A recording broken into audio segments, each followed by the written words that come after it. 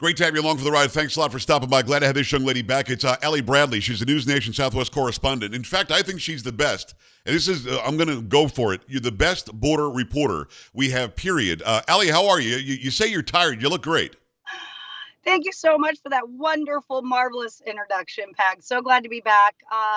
We've been grinding down in Eagle Pass all week and a little fried, little toasted, ready to go home, if I'm honest. But it's a grind that I'm so happy to be able to do and honored to do, honestly, be able to be a voice for those that don't have one. That's always the goal. You are daily putting up information. Those who watch News Nation see you, but then you put up information on all the social media that is just mind blowing. You're the ones that showed us. You're the one that showed us the open gates in Arizona. You're the one that is talking to cartel members through the fences. Did one call you over or something, or did you call them over? You had a literal conversation through the fence, right? Yeah, so I watched these guys push a group of migrants through a hole that the human smugglers cut in the wall in Lukeville, Arizona. It was a Peruvian family, Joe, and one of them only had one leg and he came through with a walker, right? So we're Wow. watching this all unfold. And mind you, you don't just show up in Lukeville and see this happening. I'm hiding in culverts for like 4 to 5 hours or behind big piles of sticks or big cacti and Wow. hiding out and waiting for the cartel, these criminal, smugglers to start to get too deep into it where you can't put the toothpaste back in the tube and then you kind of Right. pop up and you video them, right? And they're already pushing hundreds of people through the wall. So that's how you really catch it. You have to stake it out for a really long time because they're not just going to really openly cut through the wall and things like that. But this one guy, he had like a Punisher mask on, and Yeah. he comes through this hole in the wall, and he's giving me a thumbs up, he's waving, and he literally flexes in the gap in the wall. And as he's walking away, he kind of comes over and he makes eye contact with me, and he goes, "Come over here," waves me over, and I was like, man, this might be the time that I get a rock to the face, or because these guys are known for brandishing weapons. Oh yeah, Actually, and this could have gone sideways in 2 seconds, but you went because you want the story. well, I was curious as to what he wanted to talk to me about, and I was there with another gentleman who wasn't. He kind of just documents what's going on at the border, and so we Yeah. were staking this out together. So he was filming behind me, and I walked up and I was like, "What do you got, man? Do you got a gun? Are you going to hurt me? Are you going to do anything?" And he pulls out his phone, which when someone pulls something out of their pocket, it's a little unnerving. Yes. And he pulls out his phone, and I said, "Are you recording me?" And he goes, "Yeah." And it was just this ominous, yeah, like, why are you recording me, man? I mean, I guess the same reason I'm recording him, but it's not. It's Oh for some yeah. receipts, right? And so I went over there. I asked him how much he got paid to move those people, if he knew who they were, if he worked for the cartel, what his name was. He wouldn't tell me anything. He just wanted to record me. It was just such a creepy kind of feeling. But then at the end of it all, he goes, "Be careful." And I go, "All right." And I pulled out, I may or may not carry some punch daggers in my pocket sometimes. And I pulled them out. I go, "Yeah, you be careful too." And I Wow. walked away. So, I wanted them to know I'm not an easy target because I'm little, man. I mean, I'm 100 pounds soaking wet pretty much out there. Right. And I don't want them to think, hey, there's this little blonde girl running around down here, easy target, easy grab. And no, you're not going to mess with me down at the southern border. I know what's going on down there. I know, which lines to cross and which ones to tiptoe on. Right. That one I nearly crossed. And that was probably the most nervous I've ever been down at the southern border. Well, the job that you're doing is amazing, as I said. That is a nerve wrack. Look, I'm a big guy, and I would have been afraid of that situation. And kudos to you for covering the story and bringing us what's actually happening. So many in the media aren't. By the way, it's Allie Bradley, ALI Bradley. Follow her, Allie Bradley TV. She's on News Nation, Southwest Correspondent. She's night and day on the border in Arizona, in Texas, everywhere, and just getting the job done. I saw that video, and that guy just didn't care. And the fact that you can take the time to cut a big pillar out of the wall and nobody does anything from DHS blows my mind. I mean, it's unnerving to the rest of us to know that they can do that at any time, and there's nobody on our side going, "Hey, don't cut our wall. What's the matter with you?" Is there anybody even in that sector, or does the cartel now know when Border Patrol will and won't be there? So one of the things, first of all, they know their schedules and their shift change. They Wow. literally know this. I'm like, why do you guys stagger your shift changes? Like, why you mix it up a little bit? Yeah. They don't. They literally have the same shift changes. They're like, the cartels know when the shift changes. We're going to get a surge here. And I'm like, okay, it would make sense to kind of switch it up, but they don't. Now, when we were watching the wall being cut through, agents tell me it takes about an hour. We were sitting there for 20 minutes.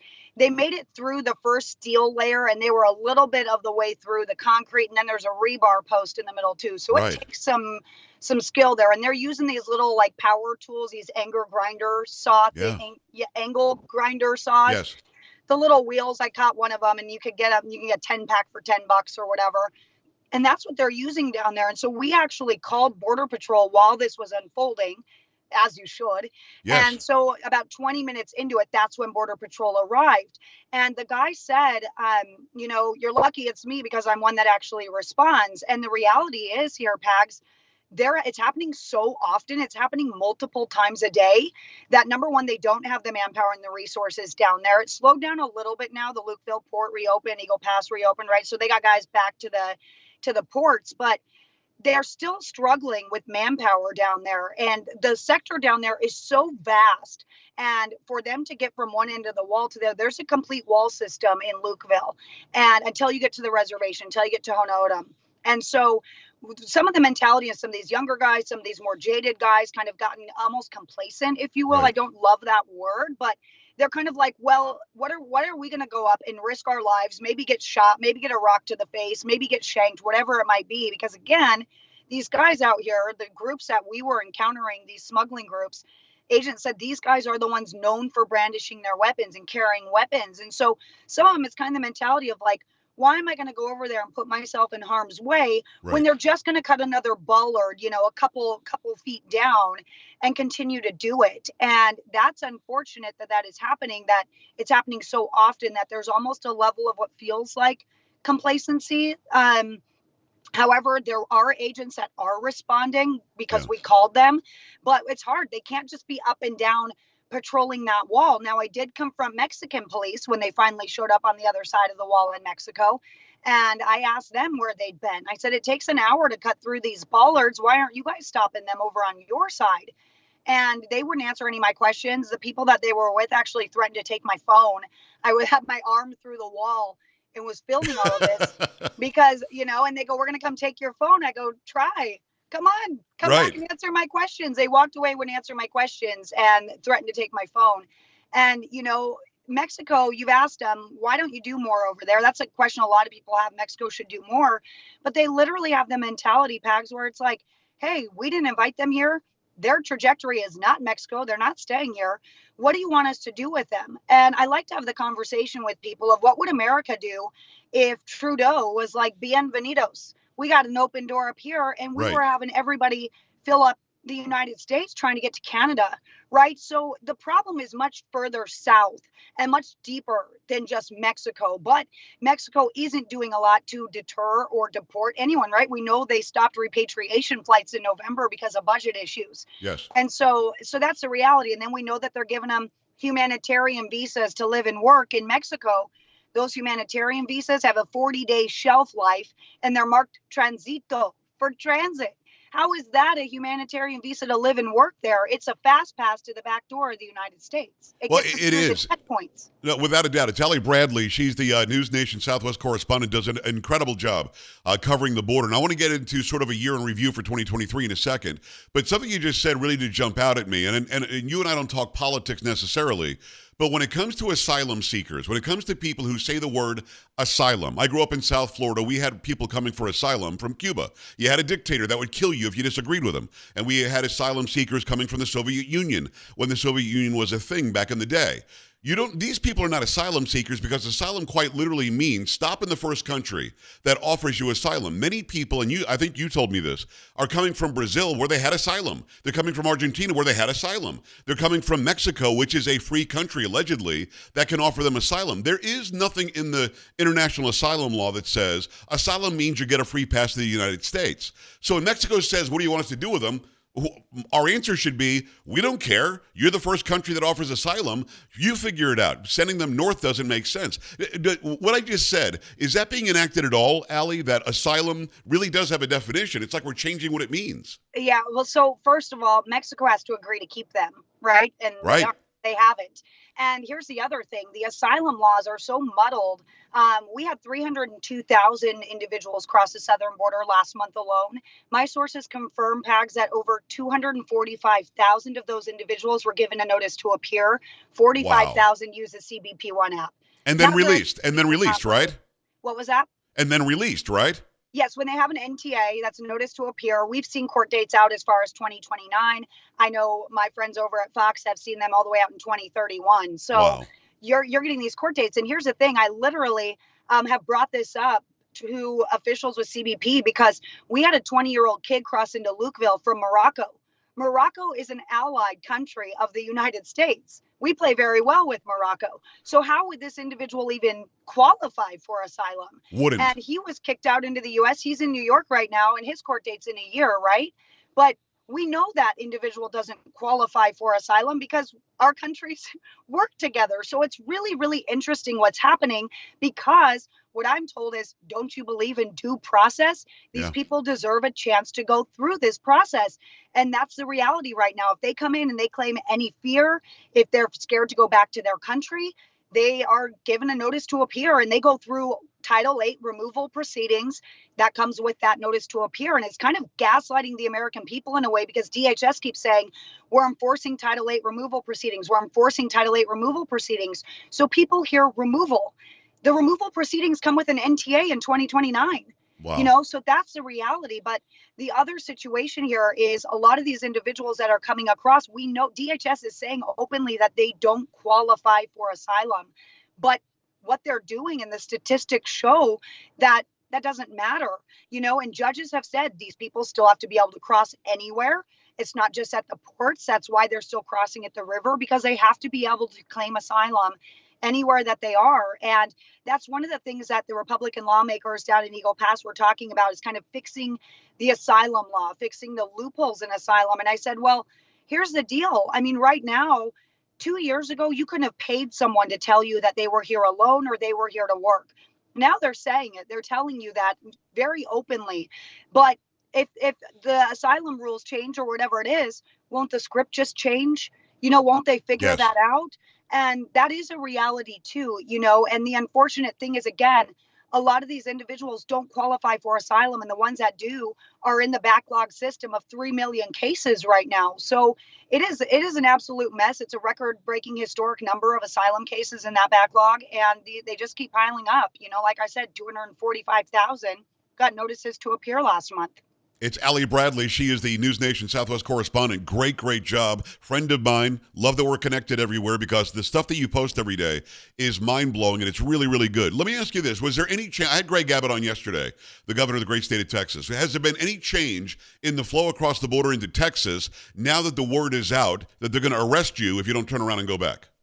So that goes into effect in March. Obviously, it's facing its legal challenges right Right. now. The governor saying he's willing to take that all the way to the Supreme Court. They put the provisions in place to back that law there.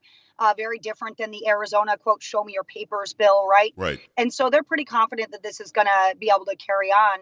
And it also, in March, they'll start seeing 10 years minimum or maximum potentially for human smugglers. Yes. And so there's a lot going on in Texas. But here's the thing: we have seen numbers go down in January across the board. We're looking at about 21,000 encounters for the first 4.5 days here of January.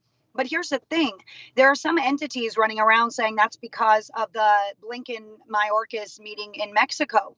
But I looked at ICE documents and data and CBP data. Every single year historically, we see this drop in Texas and Arizona across the board, right? Now, Yes. here's what is interesting. That drop, while it happened, the shift in people is so apparent. So last year at this time, El Paso was being hammered. Now it's the Tucson sector. So people take the path of least resistance, right? Right. Texas is pretty sealed up. There's concertina wire, there's ACB, anti-climb barrier that they just put up. There's Connex boxes, there's DPS crawling around everywhere. There's these ramifications that are going to soon be in place and consequences. So there's a lot of people heading into the Tucson sector because there isn't that much resistance. And you know what? To be honest, it's cold right now, and that Rio Grande isn't that inviting. And there's no big river you got to cross into the Tucson sector. And the Right. Sinaloa cartel is controlling the Tucson sector right now. And that's one of the reasons why we're seeing so many people from special interest countries come through there, because they pay a lot more money. And the Sinaloa cartel is the big dog. So they want the high ticket items out there. And so that's what we're seeing out there. We're seeing a lot of people from Africa, a lot of people from Guinea. We just found out that the Tucson sector has been alerted that people in Guinea, a certain province specifically, are being coached by their government to change their age to come into the Wow. United States as unaccompanied minors. We're being told that they're using fraudulent passports to come in if they're from certain areas of Guinea. And that is one of the primary groups that have been coming through the Tucson sector. So a lot is really unfolding in Arizona. The governor, she said she had a border security plan that was backed by 2 border sheriffs that would strengthen their communities. One of those border sheriffs that backed her, that's Lukeville, that's Pima County, and it's being absolutely walloped. It's Lukeville and Sassabee, are seeing 5,000 people in the first 4.5 days of January. They saw 80,000 people last month alone cross into that sector. And so the governor isn't really taking much responsibility for that at all. She removed those Connex boxes. You'll remember costing the state of Arizona about $12 million after Ducey Right. paid, I believe, $9 million to put them in or something like that. And now she just wants to blame the Biden administration and get reimbursement for the migrant costs that have been hitting that state there. And so that's what's going on right now. Obviously, she wants to get the National Guard in there. Arizona DPS is a little bit more present on the roadways, but you'll remember she said that the border strike force down there created under Governor Ducey, which is similar to Operation Lone Star, Right. they're not a force and they're not striking at the border. So it's a very different tune in Arizona than what you're seeing in Texas. Well, Allie, again, great job there. I'm good friends with Mark Lamb, who's Pinal County. He is a border sheriff because it's the reservation that hits the border, and then the reservation comes into Pinal County. He says Katie Hobbs has taken away a bunch of money in enforcement, in helping them do their jobs. Now she's talking tough as if she's going to do something, but as I think you just alluded to, she's saying things and then asking for reimbursement from Biden. We're frankly out of time. Thank you so much for finding some time for me today, and keep on doing the incredible work that you're doing on the border. You just gave us more information in the past 15 minutes that I think we've heard probably from the government in about 6 months. I'll be honest with you. Hey, let's keep talking, man. We got so much more to cover and never enough time. You're the best, Allie. Go and follow her, Allie Bradley TV, and go watch her on News Nation. We're back after this at the Joe Pag Show. Stay right here.